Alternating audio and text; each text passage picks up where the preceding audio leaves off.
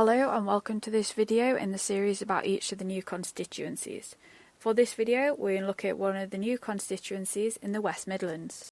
In this short video we will look at the details on the new constituency, how this new one is formed, the previous results, the 2019 results, current candidates, and make predictions with different levels of how bad of a day it might be for the Conservatives. Please comment below for anything you'd like to see and subscribe to our channel to see new updates that we'll do and discussion videos as the election gets closer. There are lots of changes with boundaries in the next election, so we're going to give a quick overview of how the boundaries are changing and how it's going to affect each seat. Only 65 seats, or 10% of the seats, are staying the same, so here we're going to compare how the new seat compares to the main one that is replacing. There are some huge changes, such as the City of Chester, which now has 2 seats, but some seats are being completely dissolved, with populations moved to neighbouring seats. So why are the boundaries changing? Every so often there are boundary changes to represent the current population movements. Some of them are based on land without any population, and some of them are just because of population, for example new housing estates. 2021 was the census year, which has helped inform these changes. The last major change in the boundaries was 2010. Now let's look at some of the details about the constituency. There are 8 regions in England, with Scotland, Wales and Northern Ireland on a country basis. There are 32 seats in Wales, 57 in Scotland, 18 in Northern Ireland and an average of 60 in each of the English regions.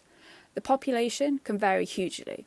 The highest is nearly 152,000, which is in Birmingham Ladywood, while the lowest is less than 27,000, which is in the Western Isles of Scotland, which also has the lowest electorate at 21,000.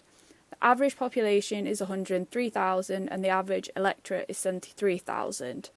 The largest area is the most northerly mainland seat, which is Caithness, which is nearly 12,000 kilometres squared, or approximately 100 times the size of Manchester. The average is 380, while the smallest is only 6.8. The average percentage of the 16 to 49-year-olds is 41%, with the highest in Leeds Central and the lowest in North Norfolk, which also has the highest 65+. The average 65+ is 38%, with the minimum at 15%, which is in the area around Canary Wharf.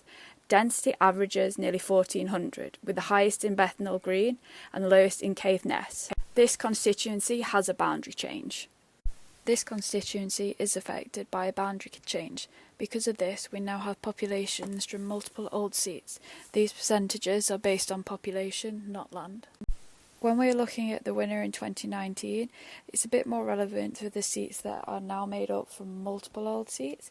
Nevertheless, this is the result from 2019, with the winner and whether the seat was held or it changed. Here are the winning party and those that came second, and also the majority. The size of the majority is key when considering how this seat might change. Maybe not so much when there's a big Labour majority or Lib Dems, but for pretty much any Conservative seat that's possibly not considered safe, bar a very extreme few. The same for the SNP. Some of these are really up for grabs, particularly for Labour and the Lib Dems.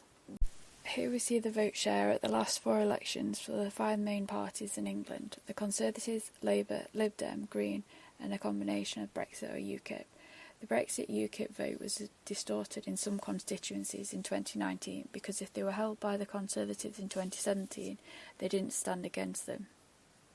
Nevertheless, we can see the changes that occurred throughout the different elections. This is a list of candidates that are on the ballot paper for this constituency. This is now a finalised list as the deadline to register as a candidate has passed.